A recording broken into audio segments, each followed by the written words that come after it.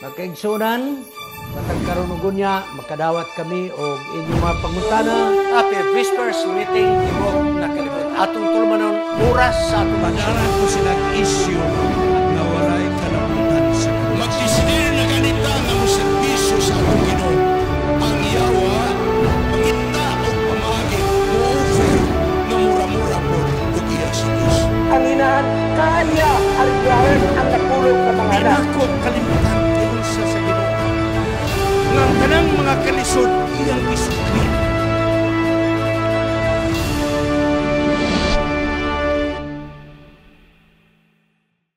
Happy prayer meeting sa Tibok Kalibutan. Ang atong S.Anis Media Ministry, Cagayan City, makigkaubang karinyo. Pipila ka mga gutlo sa atong tulmanon, oras sa atong leksyon. Mo kinang panahon nga atong paghisgutan, atong himong-hiyano, atong ipresentar nga masabtan sa tanan, ang atong nahanay nga leksyon niini nga semana. Sa pagsugod, magampo kita. Gamhanan nga Diyos. Salamat sa higayon nga imong gihatag kanamo. Nga kami makapamalandong kaagi sa imong mga katawan sa mga Israelhano sa unang panahon. Daghang mga leksyon nga among makuha. Ang ilang kaluyahon, mao sa mga among kaluyahon karon. Apan ang imong milagro, mao sa gabang milagro nga among ipaabot. O balang espiritu ikaw mukunsad sa matag sa kanamo. Panalanginan mo ang tanan nga makatawhan sa tibok noong sayuta nga nagapaminaw sa imong pulong. Kining tanan among pagadawaton sa ngalan ni Jesus manluluwas. Amen. Mga kaigsunan, tapos na magyuta sa atong project sa kamera, ato naman na iskutan, nagpasalamat na magyud ko kaninyong tanan sa inyong mga pagtabang, material, pag-ampog uban pa, mo nang nakapalit na tag kamera. Ako nang gi-flash sa atong slide kaniadto. Karon mga kaigsunan, ato na lang yun yung ipadayon ang atong pamaray kaninyo tungod kay ang akong daan na laptop, mga kaigsunan, siguro 15 years na po in town. Makadaghan yun sa mukon ko sa akong presentation, sa divine service o sa mga lecture. Mukalit lang yun ang mga kaigsunan nga di na gini mo mapugan, pamatakan lang o dagadagan ang slide. Maulog yung mga kaigsunan. So ako gayom-ayom, di na mong gawagwanta. Magamit-gamit pa panagsa, pero mukalit lang yun ang iyang sakit. Muna nga, naka-decide na lang yun ko nga di na lang ko makahulat sa inyong mga pagtabang sa pagkakaroon. Nagamit na lang ko sa ako nga credit card. Kini karon igsoon kini, mo nang inyong makita Apple ni mga kaigsunan nga simple nga Apple, dili katong mga mahalon. Kaya aron nga di po kahit mabugatan. Credit card ang akong gigamit. Sa akong gingon, di na ako makahulat ninyo kay grabe na ang panginahanglan. Busa, tabangin na lang ko ninyo mga kaigsunan. Kay ang credit card, hapit na yun mag-due. 30 days rabiya na, mga kaigsunan. Hapit na yun mag-due. So please niya na yun, physical na yun yung makita. Di na katong akong karaan. 15 years na po ito in town. Hinatag na po ito sa usan ako kahigala. Kung sa karong mamaray ko ninyo igsoon, ay na mong kataka. Kaya basi magkaingo mo, bago pa gani, tanang tabang method sa kamera. Kung saan gani, dungan magyud po ni. Ay lang mong kalaay. Ay lang mong kakapoy. Paday lang mong suportar, kaya ako po, ubas tabang sa Ginoo, naninguha po ko dire. Na makaproduce po ta og mga material. So please mga kaigsunan, mubalik ko paghangyo ninyo. Magpadala na po mga tabang aron nga panahon nga magjuna ang akong credit card na mo'y gipalit ni ining atong Apple mga kaigsunan. So di kayo ko maglisod sa pagbayad mga kaigsunan. Thank you so much sa inyong pagtabang. Karon mga kaigsunan, moadto ta sa atong topic karon. Apostasy and intercession. ang apostasiya o ang pagpataliwala. Sa teksto mga kaigsoon ini, og si Moses mibalik ngadto sa Ginoo bingon, o kining mga katawhan nakasala og dakong pagpakasala nga ilang gibuhat sa ilang kaugalingon, og nagbuhat sila og Dios nga bulawan. Versikulo 32. Karon pasaylua sila sa ilang mga sala. Apan kung dili man, ako nagampo. Palaan na lang ang akong ngalan sa balasahon. Kinigsoon mo'y makapahinutlo yun ato ba? Maluoy ka o Diyos, pasaylo aning mga katawhan ng mga Israelhano. Nakasala yun sila. Nagbuhat og Diyos nga bulawan, pasaylo sila. Apag kung di maginin mo mapasaylo, palaan na lang ako ngalan diya sa balasahon. Grabe iksod nga commitment ni Moses. Si Moses dito na sa buntod sa Sinai. Nagdawat sa napulo ka mga sugo. Sa iyang pag-adto sa bukid, dito kinatumyan, 40 ka gabi, 40 ka adlaw siya makabalik. Sa wala siya dito sa mga Israelhanon, si Aaron mo iyang gihimo nga nagdumala, murag iyang vice leader. Apanaon sa mga hitaboa, nga si Aaron na puwersa man, sa pagbuhat o bulawan nga baka nga Diyos, nga mo ilang gisimba. Di nato na masabtan, di nato mahulagway. Nga kapag kadaghang milagro nga ilang nasaksihan, milagro, matag milagro, mga milagro, yun sa sila pagluwas sa Ginoo. O karon, nakabuhat sila Diyos mga kaigsunan. O sa kahinungdan sa ilang pagsukol sa Diyos. O sa kahinungdan sa apostasiya. Wa ka nila masabti nga ang Diyos nga ilang gialagaran, maong buhi nga Diyos nga nagluwas kanila. O ka tingali sa unudnon nga kailibgon, natabunan ang milagro sa Diyos sa ilang kagustuhan sa Diyos. Tingali muragwa nila gipakahatagag bili ang pag-amping sa Diyos pag-amumag kanila. O ka, di lang yun sila mapasalamaton. Mao nga nalimtan nila ang mga dagkong buhat sa Diyos nga milagro nga gihatag kanila. Unsa ka ang nagtuklod ni ining apostasiya? Dili ba ka nagdepende po kini sa kanabang huyang nga pagkapangulo ni Aaron? Nga di siya para ni Moses nga mupugong yun? Mao tingali nga walay pagtahod ang mga tao ngadto kaniya. Ang Deuteronomium 9:20, first part na gingon, o ang Ginoo na suko batok ni Aaron, nga andam na nga siya pagalaglagon. Mao nang nakayuhan ni Moses mga kaigsunan. Nagdeklarar yun ang Diyos. Ngayang laglagon si Aaron, kamoy nag-leader mga kaigsunan sa mga katawhan. Kung unsa man ang katarungan sa mga Israelhanon, plain and simple. Ang apostasiya, usa ka direkta nga pagsukol sa otoridad sa Diyos. Walay maka-justify, makapahimong makatarungan. Unsa lang katarungan, di gyud makatarungan. Ilang pasumangil tungod kay si Moses, 40 ka gabi, 40 ka adlaw, wala. Di na madawat mga kaigsoon. It's a plain alibi. So igsoon, si Aaron napakyas ang iyang pagka-leader. Muatras tagyutay si Moses, gitawag sa Dios nga moto Sinai, ug naghulat-hulat siya dito 40 ka adlaw, 40 ka gabi. Alang kang Moses ang 40 ka adlaw, 40 ka gabi, mubo magyud kayo. Gusto unta niya nga sa eternidad na gyud siya, makikauban siya Dios. Bisag ikaw naman ug ako. Di ko matagbaw nga 40 ka gabi, 40 ka adlaw. Naa na gyud ang Dios sa theophanic appearance ka ng mga tawhanon nga pagpaila sa atong Dios. Apanalan sa mga Israelhanon nga didto sa kapatagan sa Sinai, wa na sila makasabot silang gibati. Nawadaan na sila sa ilang mga pagpailob. Nawala ng ilang kahadlok o nagabati sila sa ilang wa nay seguridad. Karon igsoon niabot sila una-una. Wa naman si Moses, di naman nato makita. Mangita na taog atong Dios nga kanang makita.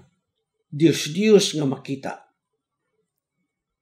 Naanad manggod kini igsoon una-una gud 430 years ang mga Israelhanon. From generation to generation ay mong ulipon. So ang kanunay nilang makita mga kaigsonan ang mga Diyos sa mga Ehiptohanon. So murag gimingaw sila mga kaigsonan. Higayon na ang tato ni Paraon igsoon nga mopakita siyang leadership. Nga kung unsa kalig-on ni Moses, mao pa ang pagkalig-on. Panahon na yun ito taniya mga kaigsonan. Apan mga kaigsonan, miyukbo siya sa kagustuhan sa mga katawhan. Namugos ang mga katawhan. Nga gusto sila nga adunay Diyos ka makita nga ilang giampuan sama sa mga Ehiptohanon. Sa Exodus 12, versikulo 1, first part, og ang mga tao nakakita nga nakakaplag na si Moses, dugay wa na gyud manaog gikan sa buntod. Busa mga tao nagtigom og sabot-sabot kauban ni Aaron og sila miingon ngadto kag Aaron, magbuhat kita og atong mga Dios nga mo'y mag-una kanato. Kay may tungod ng Moses wa na ta kabalo. Siya mo'y nagdala kanato gikan sa Ehipto. Apan wa na ta kabalo. Asa na siya buhi pabatog siya wa na tay balita. Wa na tay balita. Busa mga tao, mga kaigsunan, gipangtangtang nila tong ilang mga jewelry. Now, by the way, basig mo na inyong gamito, mga Israel gagamit og jewelry. No.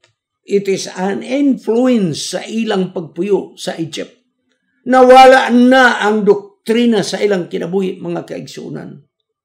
Mao nga ang gisuot sa mga Ehiptohanon nga mga jewelry, gisuot sa mga Hudiyo.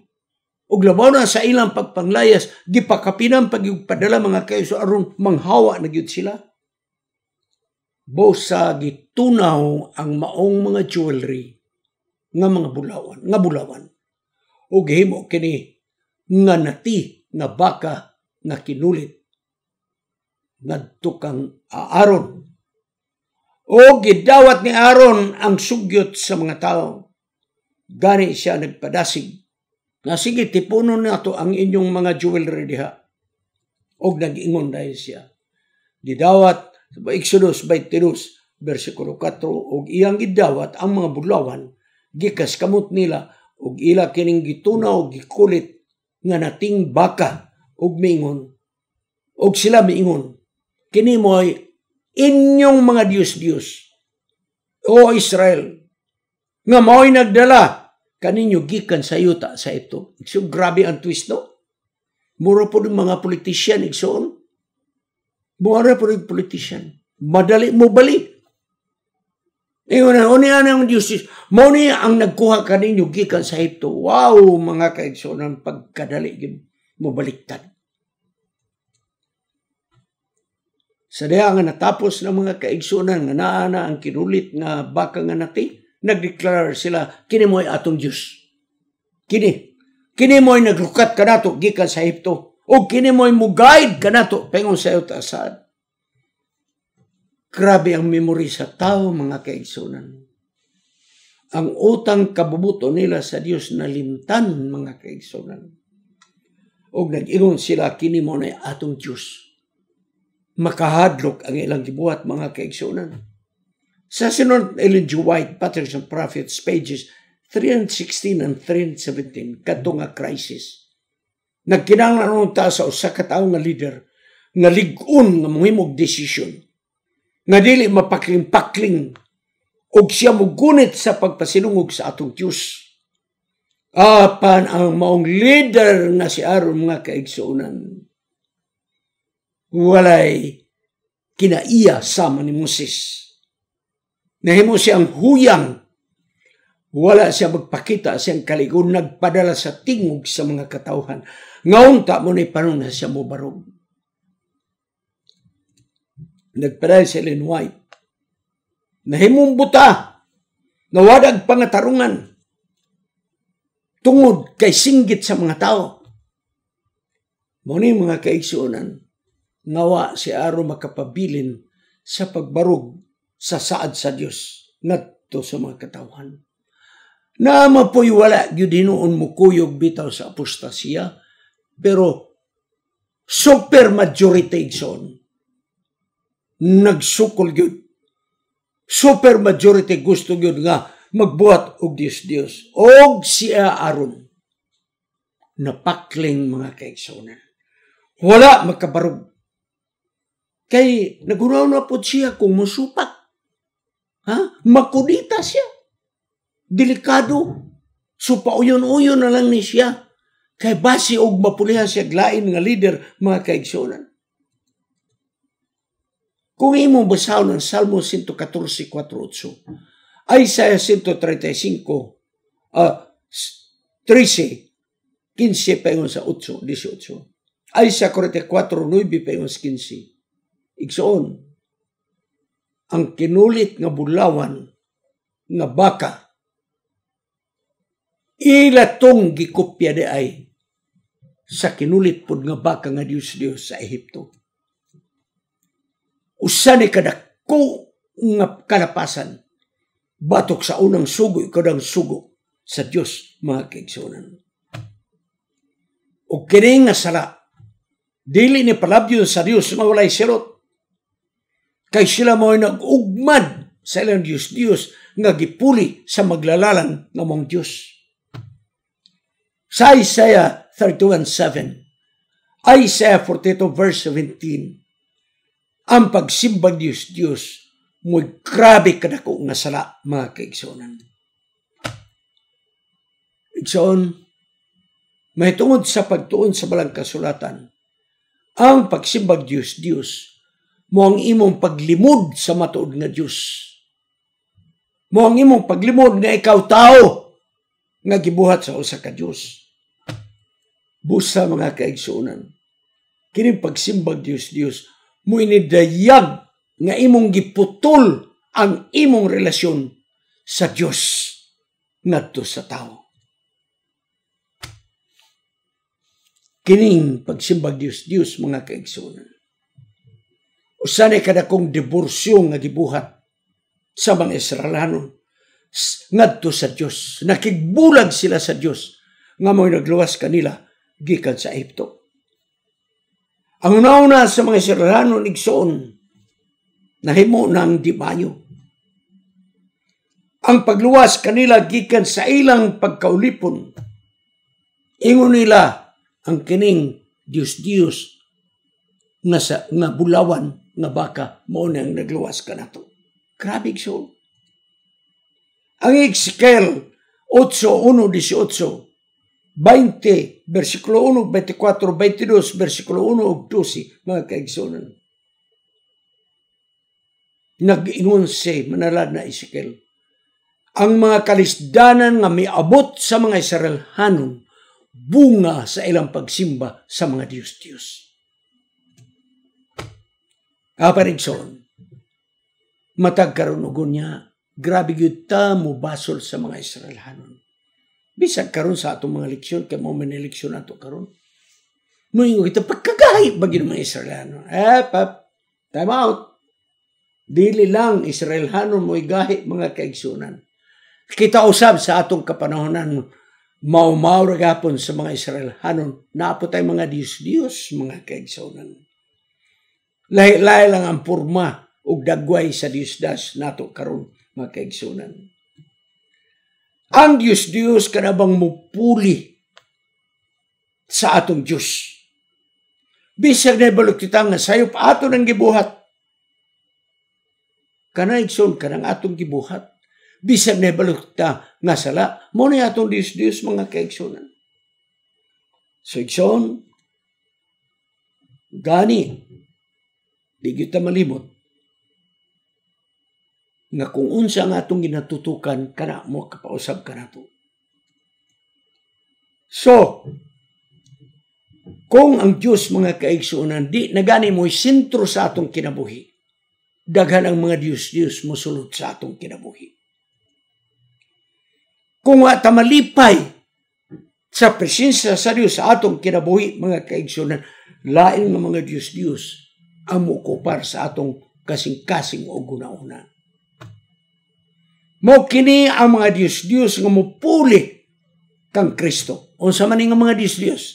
Garbo, self-centeredness, kanang ikaw ra gyud mo i-correct. Ikaw ra.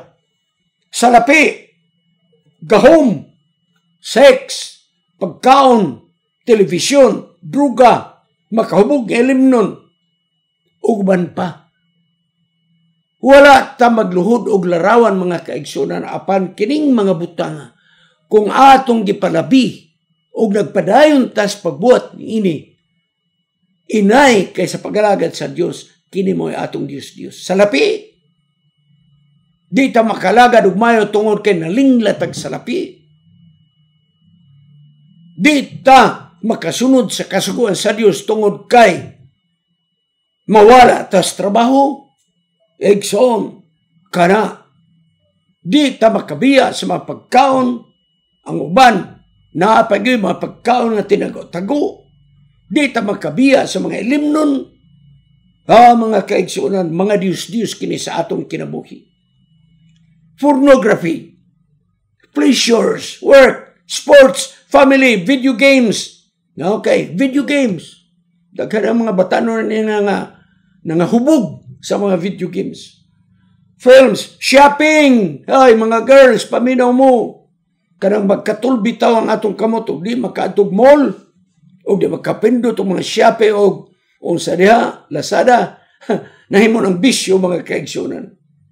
Music, politics, position. Kanang katungdanan gusto kanuna ikaw opisyal. Unya, garbo kay doon na kay titulo. Mga grado tungod kay ikaw summa cum laude. Listahan nga wa nay katapusan. Bisag unsa ang atong gibuhat nga mo divert sa atong pag-alagad sa atong Dios, kana mo atong Dios. Dili lang Israelhanon ang may Dios. Kita na atay mga Dios, mga kaigsunan. Bo sa atong batayan, mga kaigsunan, nga bisog unsa kamaayo nga butang, bisag unsa kanindot nga butang, kung kini mahimo natong Dios, kana apostasya kana sa atubangan sa Dios. Ang pagsimbag Dios, delikado kayo tungod kay kini makapausab sa atong personalidad. Barangit kwarta, mo'y atong Dios. Grabe na to, hambugiro.